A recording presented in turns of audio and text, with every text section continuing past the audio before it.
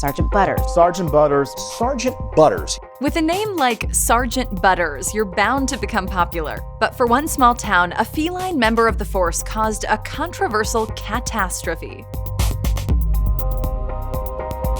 In 2018, a stray kitten wandered into the Mocksville Police Department in North Carolina. The officers fed him, cleaned him up, and gave him the name Butterscotch, which eventually was shortened to simply Butters. He quickly became a new office pal the officers enjoyed caring for, and even got promoted to sergeant after helping to coax a confession out of a suspect. Sergeant Butters even got his own Facebook account, but unfortunately, some people were not thrilled that a cat had joined the force. In August 2019, Sergeant Butters' account was taken down, and at first, citizens were given conflicting reasons as to why. The mayor told us one thing, the town manager told us another, and we knew something wasn't right and filed a public records request to get more. North Carolina news station WXII obtained emails and texts through the Freedom of Information Act that revealed Sergeant Butters had been a point of contention for the town board.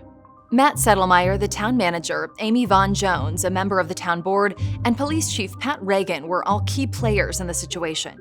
Vaughn Jones kicked off the complaints against Sergeant Butters, sending a variety of texts about one social media post in particular. On April 6th, an accident involving a couple being hit by a car in a crosswalk prompted the Sergeant Butters Facebook account to post a message reminding the town to be careful as warmer weather meant more pedestrian traffic. Vaughn Jones texted Settlemyer and said, "The Facebook post should come down." Settlemyer replied, "I will take care of it."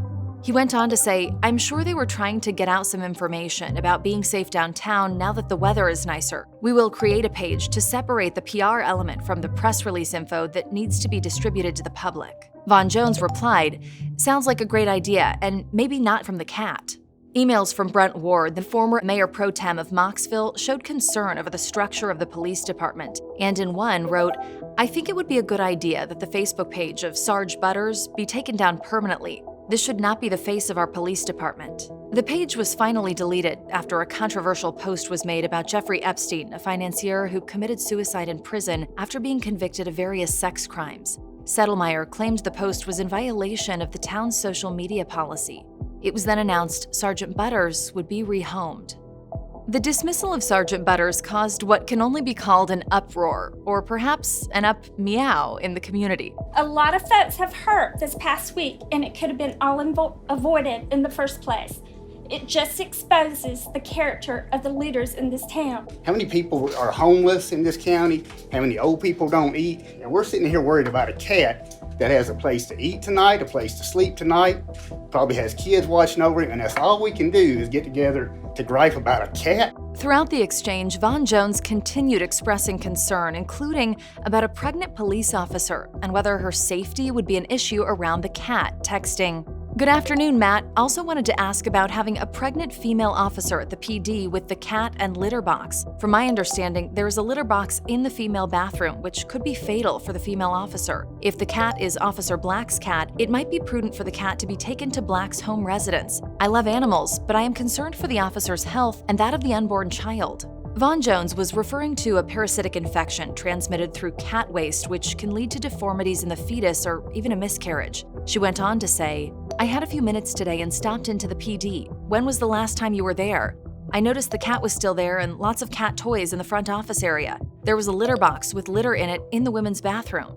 Later, she texted Settlemyer saying, "Someone who is speaking and writing for the cat has begun this Facebook protest. So again, I ask who writes for Sergeant Butters? Which officer is responsible? And I would not be surprised if there is some health law that prevents the cat in a public workspace if they are not a service animal. Who is in charge at the PD? The cat?"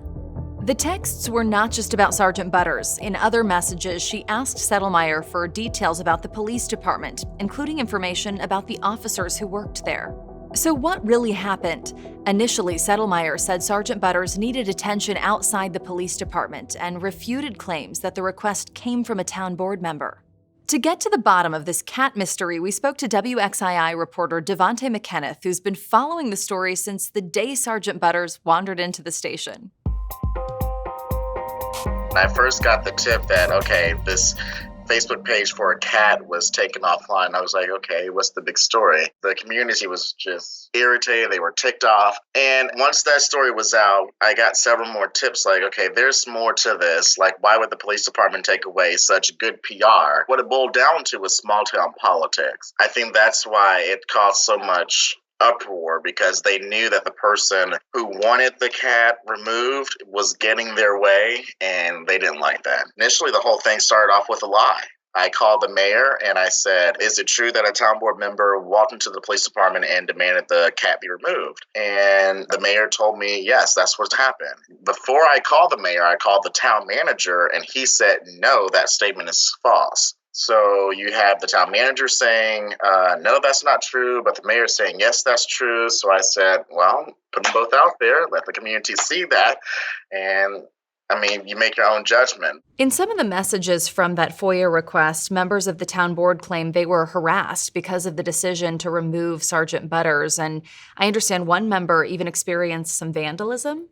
One of them said that they were getting phone calls in the middle of the night saying they were a bad person. They're going to get voted off the town board because they removed Sergeant Butters.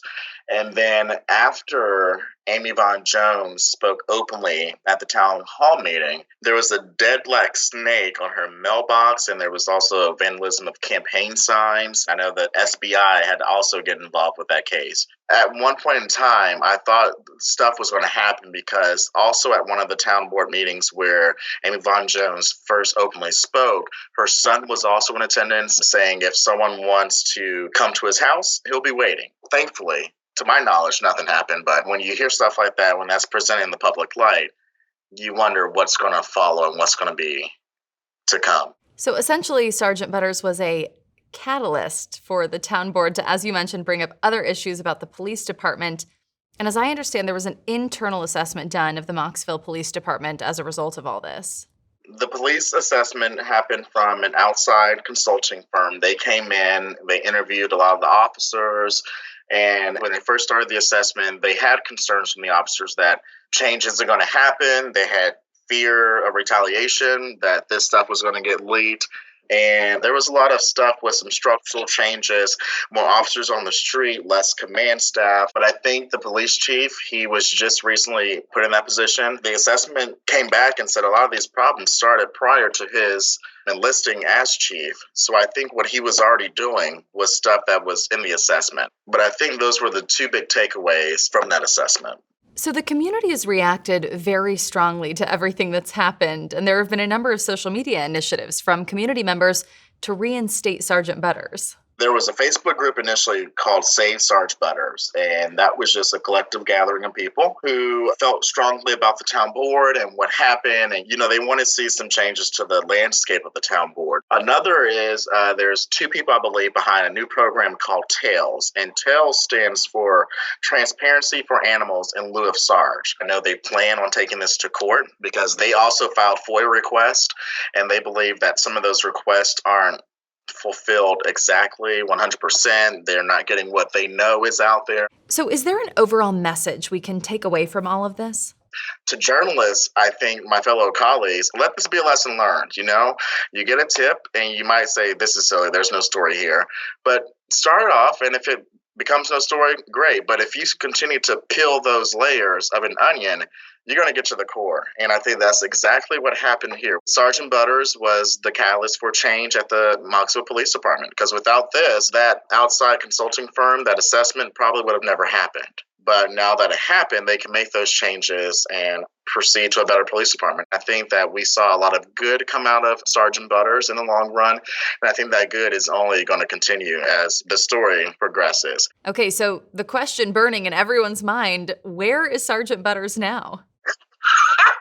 I mean, I got text messages and emails like, please tell me the cat is okay. Everyone thought the cat was dead. I said, oh my goodness. He's with a woman who's staying far away from this whole debacle. So I think that's a good thing. She sent me some pictures of him. He's well, he's happy, but I think that's for the better. I'm glad someone outside the department has him until this dies down. But yeah, he's alive and well.